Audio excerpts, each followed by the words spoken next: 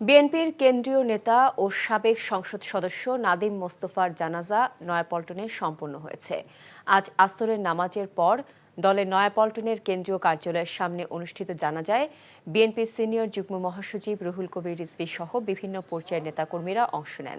জানাজার শেষে মরহুমের আত্মার মাগফিরাত কামনা করে দোয়া করা হয়। এরপর দলের পক্ষ থেকে তার কফিনে শ্রদ্ধা জানানো হয়। এর আগে বেলা 11টায় হৃদযন্ত্রের ক্রীড়া বন্ধ হয়ে রাজধানীর একটি হাসপাতালে ইন্তেকাল করেন নাদিম মোস্তফা।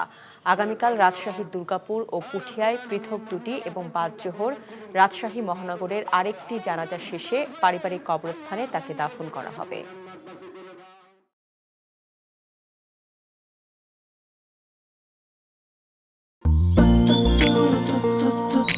জীবনে এত মেয়ে দেখলাম, কই কোনদিন তো কারোর জন্য এরকম লাগেনি।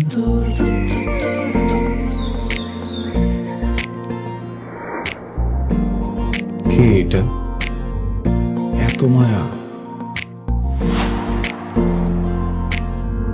কেমন আছেন আঙ্কেল? কোন দিক দিয়ে দেখে আমার আঙ্কেল মনে হয়? আরে আপনি আমার মামার ফ্রেন্ড না? কোন মামার ফ্রেন্ড? শামীম মামা।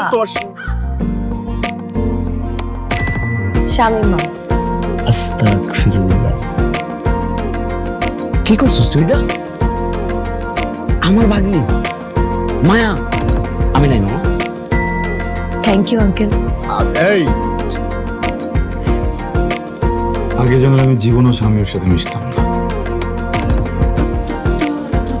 জীবনের প্রথম একটা আমি ভালো লাগলো, সেইটা নাকি বন্ধুর ভাগ্নি।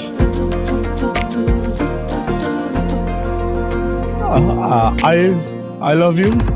এভাবে শুরু হোক আমাদের গল্পটা। আপনি আমার মামার বন্ধু মানে আপনি আমার মামা। মামা জানি কথাটা। এই ফুলটা নিয়ে যাও। এভাবে শুরু হোক আমাদের গল্পটা।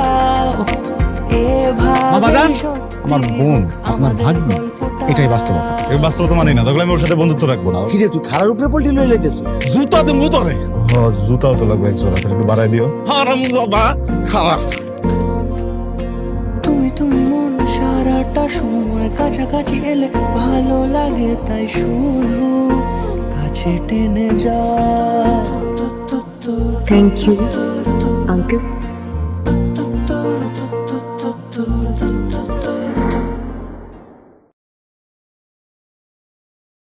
এখন জন্ম সনদ দিয়ে খোলো বিকাশ স্টুডেন্ট অ্যাকাউন্ট। নিজের বিকাশ নিজে কর।